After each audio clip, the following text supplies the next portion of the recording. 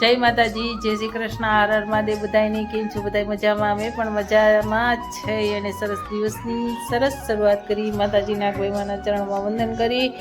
કોઈ પણ લક્ષ્ય પોતાના સાહસથી મોટું હોતું નથી. સરસ વિચાર, સરસ દિવસની શરૂઆત કરી. વાહ વાહ વાહ, કારીગર એટલે સારું આવડે. ધજા ચડાવી લે શંકર દાદા. હું ઋત્વિકભાઈ જઈશ. વાહ,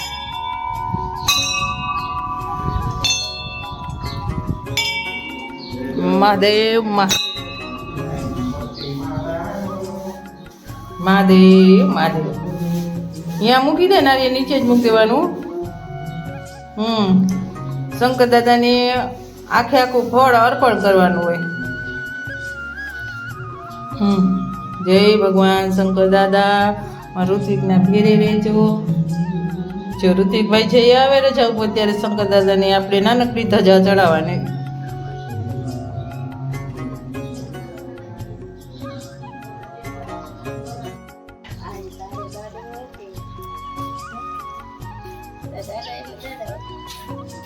સોમનાથ મહાદેવ ભોળિયા કરું તમારી સેવ, જટામાં વસે માત ગંગે પતિને પાવન કરતા, પાર્વતી ના પતિ ભોળિયા.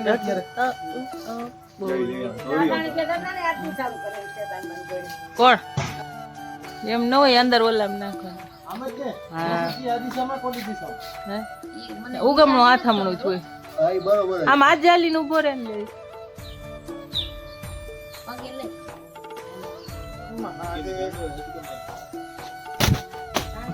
વાહ,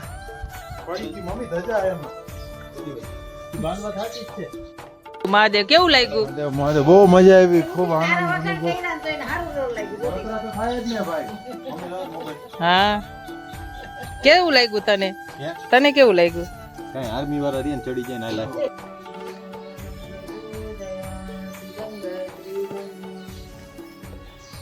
ઓમ ભૂર્ભુવઃ સ્વઃ તત્સવિતુર્વરેણ્યં ભર્ગો દેવસ્ય ધીમહિ ધિયો યો નઃ પ્રચોદયાत्. સ્વાહા ઇદં ગાયત્રી નમઃ.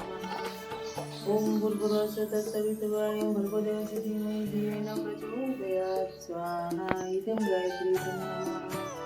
ઓમ ભૂર્ભુવઃ સ્વઃ તત્સવિતુર્વરેણ્યં ભર્ગો દેવસ્ય ધીમહિ ધિયો યો નઃ પ્રચોદયાत्. સ્વાહા ઇદં ગાયત્રી નમઃ. ઓમ ભૂર્ભુવઃ સ્વઃ તત્સવિતુર્વરેણ્યં ભર્ગો દેવસ્ય ધીમહિ ધિયો યો નઃ પ્રચોદયાत्. ઘરમાંથી ધર્મી એમ બોલ્યા જો. નમો શિવાને નમો. ઓમ નમો ભગવતી ભૂમિને નમો. રાધે રામે નમો. ઓમ નમો ભગવતી ભૂમિને નમો. રાધે બોલો, કૃષ્ણ બોલો, શ્રીજી બોલો. સૌ સત્સંગ રૂપી ગંગા જમનામાં નાઈ લેજો સૌ. રાધે બોલો, કૃષ્ણ બોલો, શ્રીજી બોલો સૌ. પોષ માસની કૃષ્ણ વદ પક્ષની એકાદશી. એક સમયે દાલભ્રમ ઋષિએ પુલત્સ્ય ઋષિને પૂછ્યું, હે મુનીશ્વર, મનુષ્ય મૃત્યુલોકમાં બ્રહ્મહત્યા આદિ મહાન પાપ કરે છે અને બીજાના ધનની ચોરી કરી બીજાની ઉત્પત્તિ જોઈને ઈર્ષા કરે છે.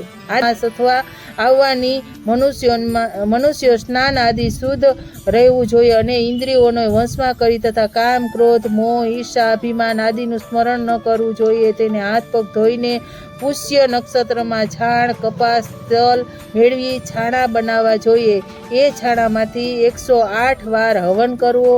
જો એ દિવસે મૂળ નક્ષત્ર હોય અને દ્વાદશ હોય તો નિયમથી રહેવું અને સ્નાન આદિ નિત્ય ક્રિયાથી શુદ્ધ થઈને ભગવાનનું પૂજન કીર્તન કરવું જોઈએ.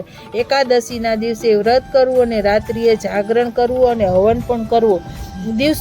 બીજા દિવસે ધૂપ દીપ નૈવેદ્ય ભગવાનની પૂજા કરવી, ખીચડીનો ભોગ લગાવવો જોઈએ. એ દિવસે કૃષ્ણ ભગવાનનું પૂજન કરવું જોઈએ. તેમણે પેઠા, નાળિયેર, સીતાફળ, સોપારી સહિત અર્ધ દેવો જોઈએ ભગવાનને. પછી તેમની સ્તુતિ કરવી જોઈએ. હે ભગવાન, તમે શરણોનો શરણ દેનારા છો, તમે સંસારમાં ડૂબેલાનો ઉદ્ધાર કરનારા છો. એ સહિત મારા તુચ્છ અર્ધનો સ્વીકાર કરો. તે પછી બ્રાહ્મણને તલનું દાન કરવું જોઈએ. આ રીતે મનુષ્ય જેટલા તલનું દાન કરે છે તેટલા જ સહસ્ત્ર વર્ષો સ્વર્ગમાં નિવાસ કરે છે. તલનું સ્નાન પણ કરાય, તલનું ઉટબણ પણ કરાય, દક અને તલનું હવન પણ કરાય અને તલનું